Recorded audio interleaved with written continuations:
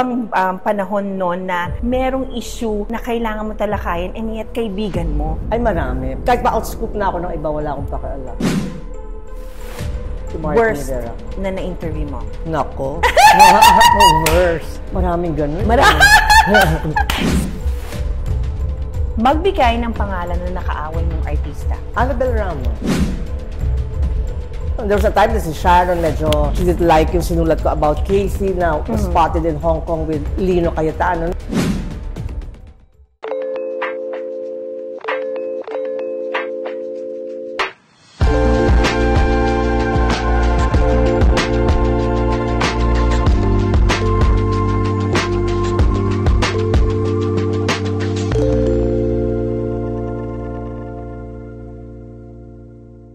Hi guys! Welcome back to my YouTube channel, and with me today is a very special friend of mine, a respected columnist, and had her own shares of controversies. Ladies and gentlemen, Miss Dali Ann Carvajal. Hi sis! Thank you for inviting me. Medyo kinakabahan ako, hindi ako sanay na ako in-interview. Usually ikaw in-interview ko. Reversal of roles, sis. Pero for you, I can say no. Thank you sis for saying yes. Thank you for having me. Alam ko mga gina-guest mo dito, mga sikat lang. Ay, sikat ka sis ha? Ako? Oo infamous naman siguro. More infamous than famous. Notorious. You're really known to be a columnist, di ba? Dito paintindi lang natin sa mga netizens kasi marami tayong mga marites na netizens. Anong kaibahan? Kasi ako alam ko ang kaibahan ng columnist to a reporter. Ang columnist kasi you're given a task na on a special di ba? Kumbaga, special project. Columnist kasi may byline ka di ba? Like the name of the title of my column is Dollywood, parang Hollywood pero local sa Philippine Daily Inquirer. Pag reporter, minsan may assigned lang na depende sa editor kung saan ka i-feel. But as a columnist, mas may leeway ako, mas may freedom kung sino gusto ko i-feature. So sis, before you became a columnist, syempre alam naman ng tao yan ng buong mundo na anak ka talaga ni Miss Inday Badida. Syempre, it's my best credential. How hard was it before to make your own name? Ay, mahirap to, kasi I had big shoes to fill, yung to step out of my mom's shadow. So I made a conscious effort. Hindi talaga ako nag-masscom kasi ayoko talaga mag-showbiz. Took up linguistics in UP Diliman. I graduated cum laude. So my mom ayaw din. I don't know, parang nung lumipas si Tita Christy Fermin sa The Buzz, sa ABS-CBN, my mom had a show for her.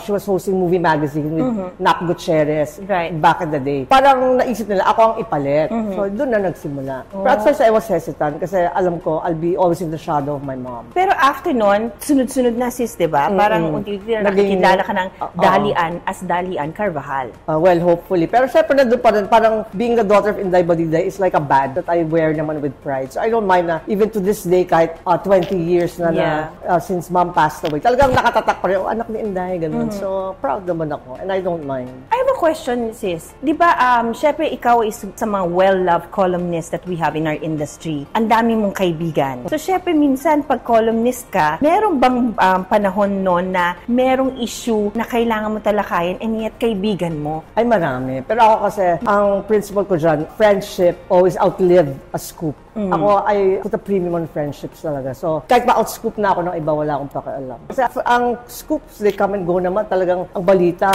patuloy na umiikot yan. Yung parang one day, itong scoop, tapos next day, next month, iba naman, madali naman makalimot yung tao. Pag talagang friend talaga ako. Marami akong alam na before nag-breaking news na, alam ko na yan. But iba kasi pag friend, Maraming nag-arbor din sa'yo, di ba? Pag kaibigan na, huwag mo na, pwede ba, pass muna. Marami. Oo. Tapos, para I make it a point not to be too much of a columnist, to be a friend. Oh, wow. How nice. Kasi I grew up in the industry na, sis. So parang I see the actors as persons, not as personality. Tao din kayo di ba? Parang you also have a right to your privacy. Question is, paano yun, kunyari, kaibigan mo? Tapos may controversy, and yet, kunyari, ako, lalapit ako, sis, may issue ako ngayon. Alam mong nagkamali ako, paano mo ko sasaluhin na bilang kaibigan mo? And in the sense na may trabaho ko din na, that you have to protect. There's a way of going around it naman. You write it in a constructive way, tapos without really condoning it.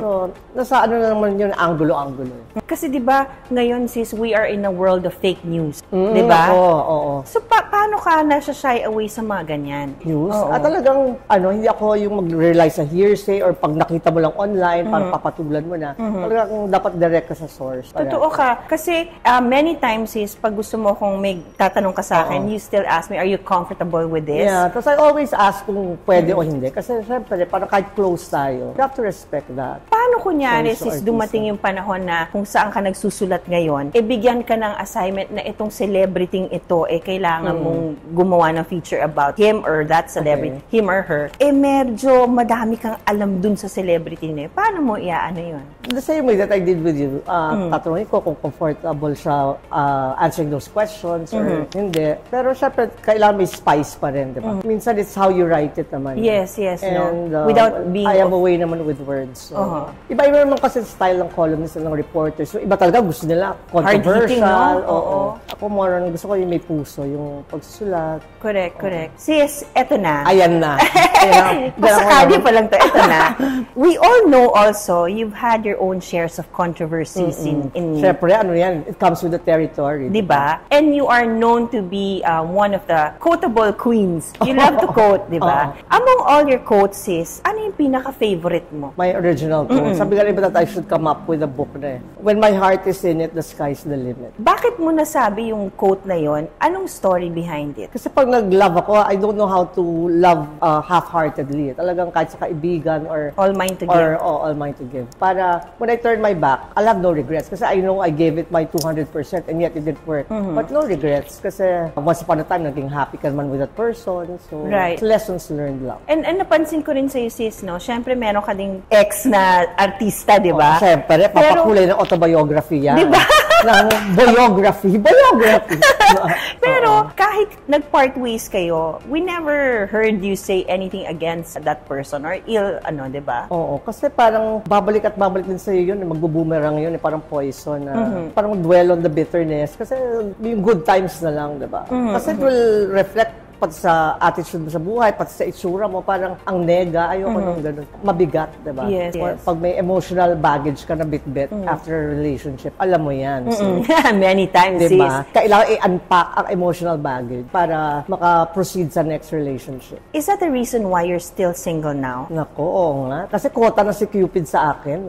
Hindi so, parang, kung may dati, pero it's not na my priority. Parang after the many talaga, the several relationships I've had, whether taga-showbiz or hindi. Kasi dati parang, akala ko parang I can only be happy with a man. But as I grew older, you realize that you can be happy even without the ever after. Yung happy ka on your own, but you can be happier if you're with the right person. Kasi I'd rather be alone than with the wrong person, di ba? Kasi may quotable quote na naman siya. May mga babaeng ganon, di ba? Na natatakot mag-isa. Parang it's better to be together kasi gusto nyo to be together, not because you're afraid lang to be alone. Profound. If there's a quote na that best describes your life now, what is it? Yung ko rin, original quote ko rin. To live it up and go bottoms up. Wow! Diba? Alam mo yan. Vodkanizing. Yung pa rin. Kumbaga, sa isang alak, vodka ka. Hindi, pero sign of aging, nag-shift na ako medyo sa Chardonnay ngayon. Wow! So, diba? So siya.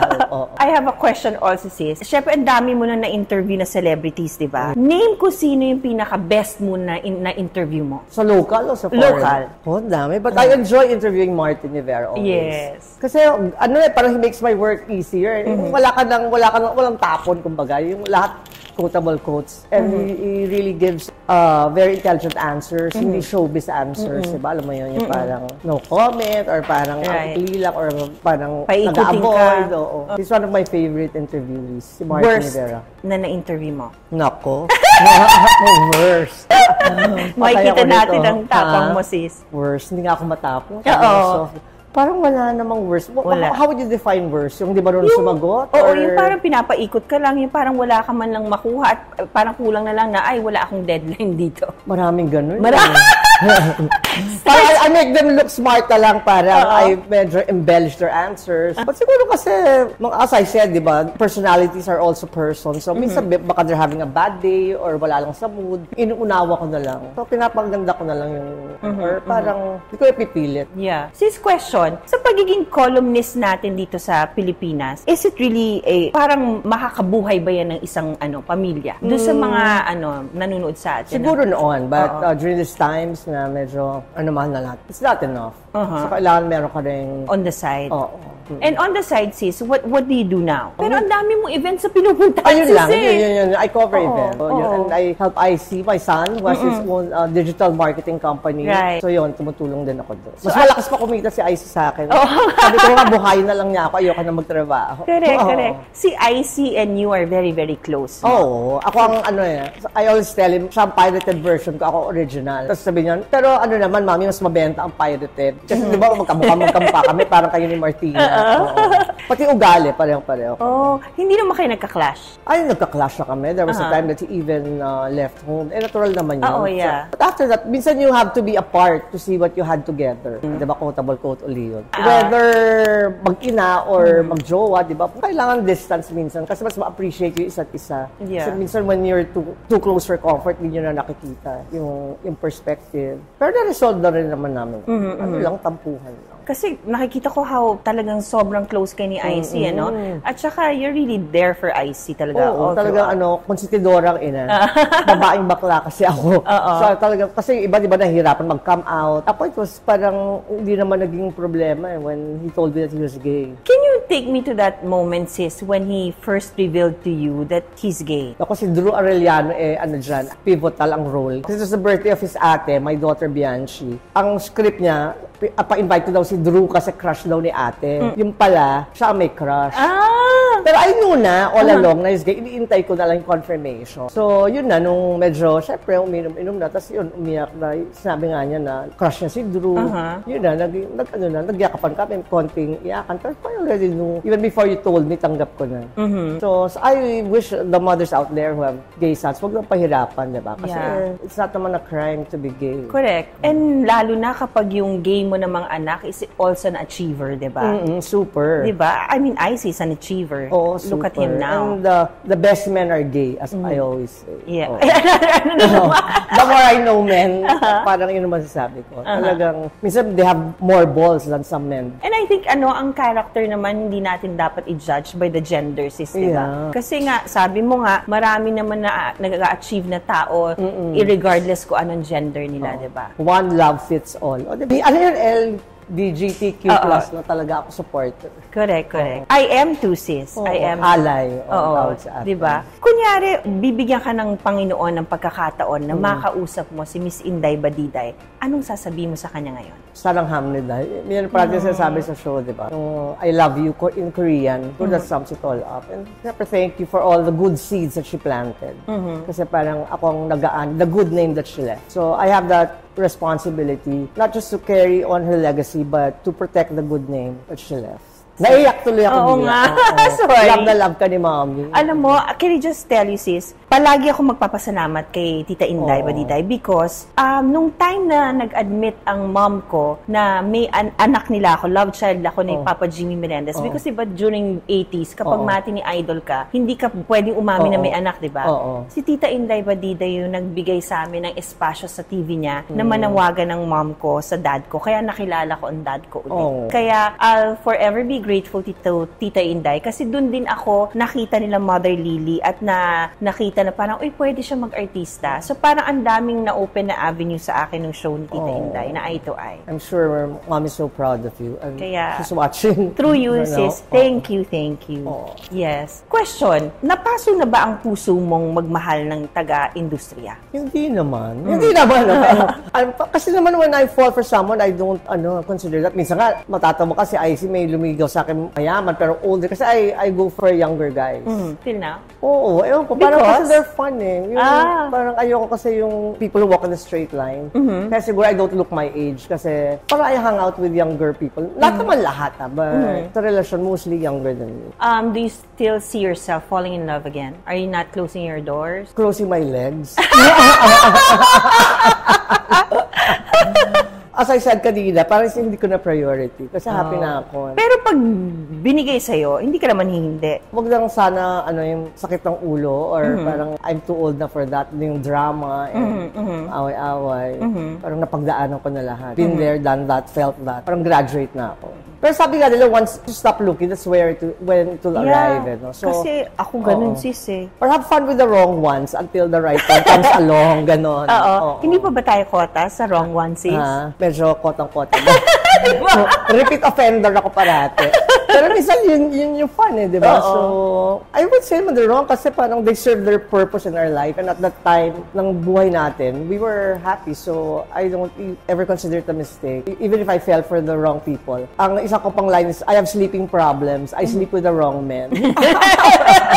Pero ngayon wala. Parang feel ko virgin na ako ulit. Sa tagal kong celibate. How long? Nako. Matagal na. You lost count? Parang nakalimutan ko na ata paano. But that's what I look for. Kasi mas, as you age, parang mas gusto mo na yung companionship or talagang deep na friendship. Paano namang mananawagan ako dito? Kasi open po, guys.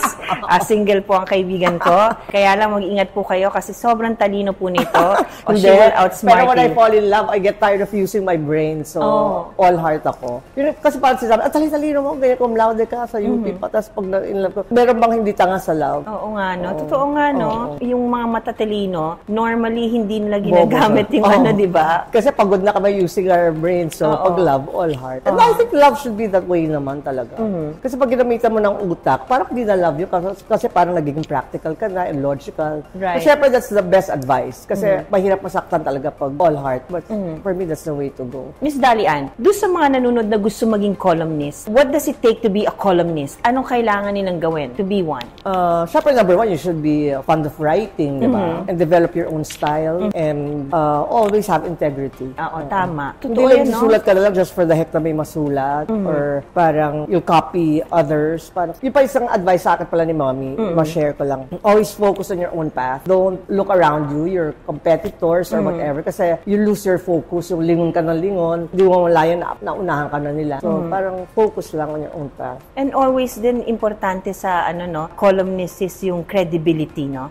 Kasi yun ang talaga, yun ang puhunan. Pag yun ang nawala, parang what's the use of writing pa? Was there a time, sis, na meron kang isang article na isusulat and then nagkamali ka or hindi nagustuhan ng artista yung sinulat mo? Yung kay Tita Annabel Rama, we had a clash before but we're okay now. But in the end, napatunayan naman that what I wrote was true. But syempre, as a mom, she was protecting Rufa back then. But yun, okay naman kami. We worked together pa paparazzi. So, there was a time na si Sharon, medyo she didn't like yung sinulat ko about Casey na was spotted in Hong Kong with Lino Cayetano nung sila pa. Wala naman akong malicious na sinulat about it. Parang may nagpadala lang sa akin na fan na picture nila sa Hong Kong Disneyland.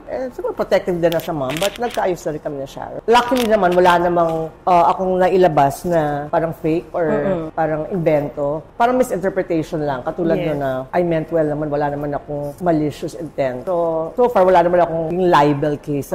More than 2 decades ko na pagsusulat. So, yun nga, as I said, I have to protect the name of my mom, yung naiwan niyang magandang pangalan. So, ingat na ingat ako. Tama. Kasi sa mundo natin din, sis, no, ang hirap din, lalo na para sa'yo na ang dami mong kaibigan. Tapos minsan na pag nasabihan ka ng isang diba, isang bagay, parang half-hearted ka na, isulat ko pa ba to? Parang importante pa rin sa'yo, friendship, as you said nga, diba? Yes. Was there ever a time na may lumapit din sa'yo, sis, na may gustong aminin through your column? Oo, marami lang. Meron din lang. And nung ginawa yun ng artista para lumapit sa'yo na, pwede ba pagandahin mo naman yung ko? Ikaw nang bahala na pagandahin mo. Maraming ganyan. Na parang, ikaw na kasi you have a way with words. So, kunwari, kasi Philippine Daily Inquirer, kaya I'm English eh. So, minsan they answer in Tagalog, I have to translate it. Or, siyempre, nilalagyan ko na ng palabok, I embellish it. Doon pumapasok pagiging linguist mo, sis. Medyo diba? Para magamit pa rin. And also, sis, marami ka rin na-interview ng mga Hollywood stars, diba? Ang memorable si Renee Zellweger. Mabait? Oo, nagulat ako, sis. Kasi strict doon sa Taiwan, bawal magpa-picture. Ako, siyempre, Pilipino. Ito na, bahala na. Kailangan pa-autograph ako. No. Siya po tumawag. Tapos sabi pa niya sa akin, ni Renee Zellweger, oh, you smell like my best friend. That's Tova, right? At na-recognize niya yung perfume. Napaka-warm niya, sis. Tapos sabi pa niya, oh, it's so nice of you to fly all the way here to Taiwan. And I know there's a storm back in Manila. Sobrang sweet niya. Kaya talagang naging bigger fan ako of Renee Zellweger after meeting her face-to-face. May gagawin siya ulit. Yung Bridges Diary 5. Galing, no? And who else did you interview abroad, Hollywood? Si Quentin Tarantino. Wow! Oo, I got to interview. Gosh! Kami ni BFF Buboy, di ba best friend ko si Cesar Montano? Oo. We had dinner with him.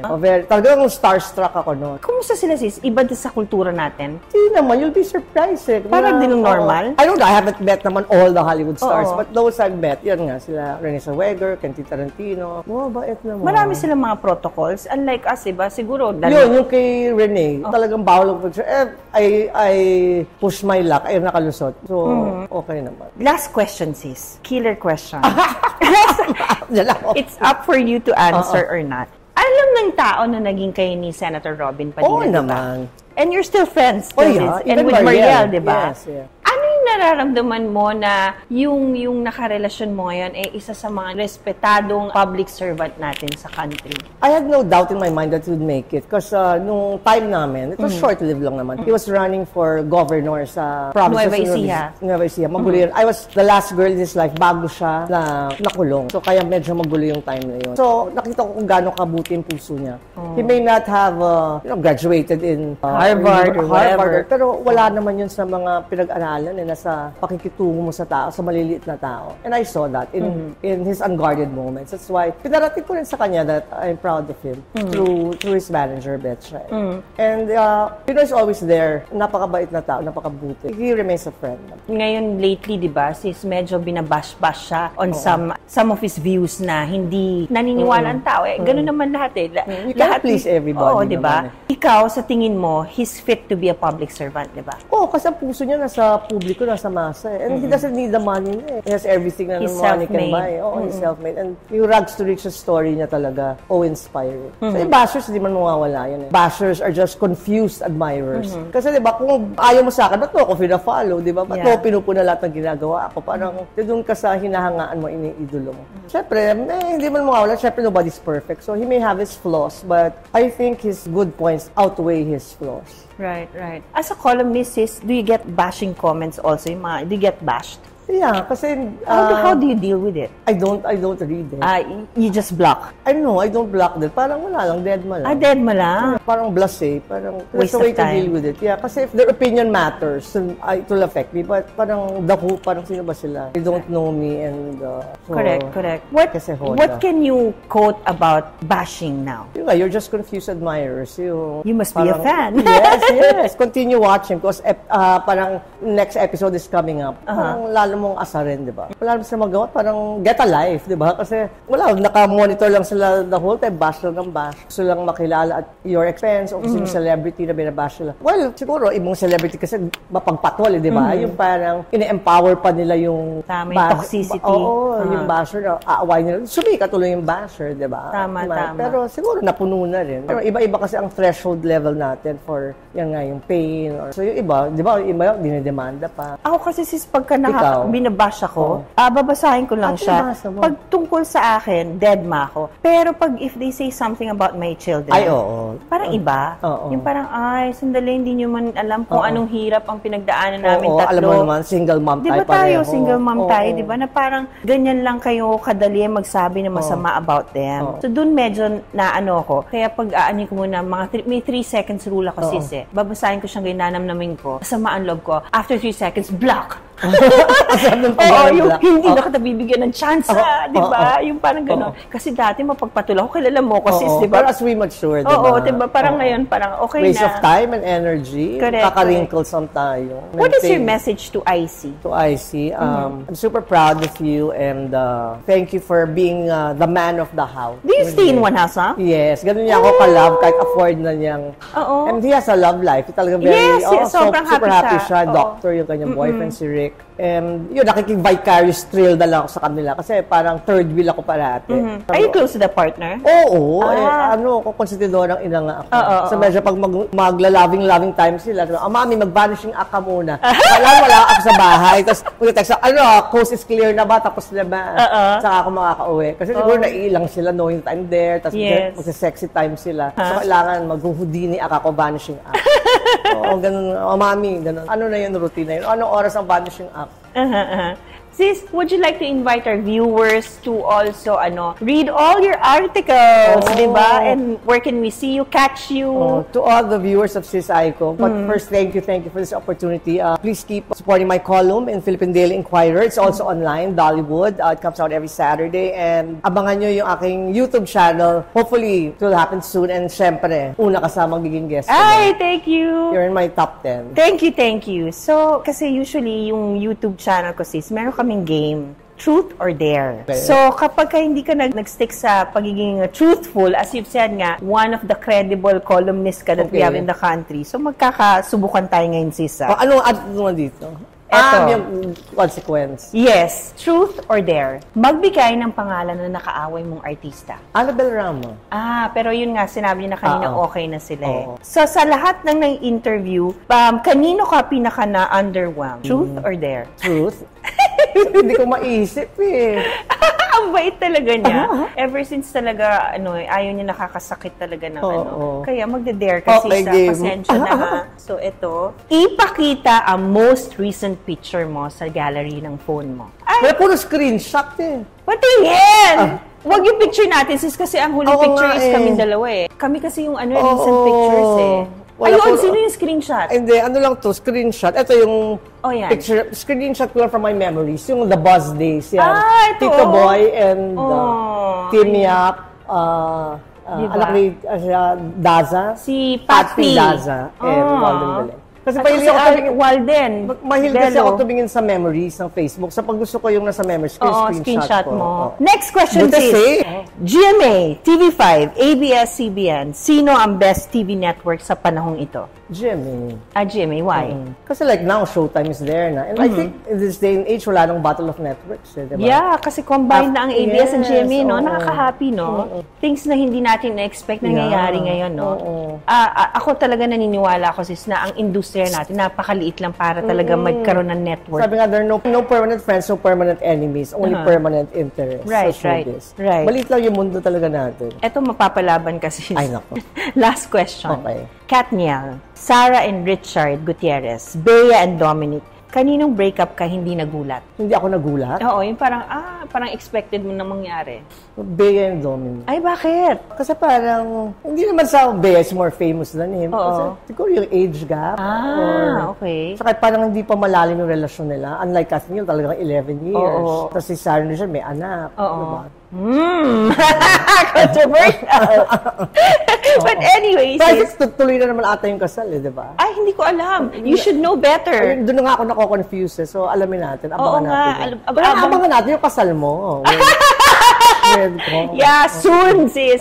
At syempre, malalaman mo yan. Kalala ko maka-scoop niya. Magkaibigan tayo, di ba? Pero hiningi ko itong pagkakataon na to, sis, na magpasalamat dahil through my ups and downs, sandyan ka na vina-viber ako. And every time na magkikita tayo, magkukwentuhan tayo, like last year nung sa birthday ko, we always have fun. Yeah, tsaka we can always pick up from where we left off. Diba? Oo, diba? Kahit hindi tayo Iba talaga yung bond natin. Oo.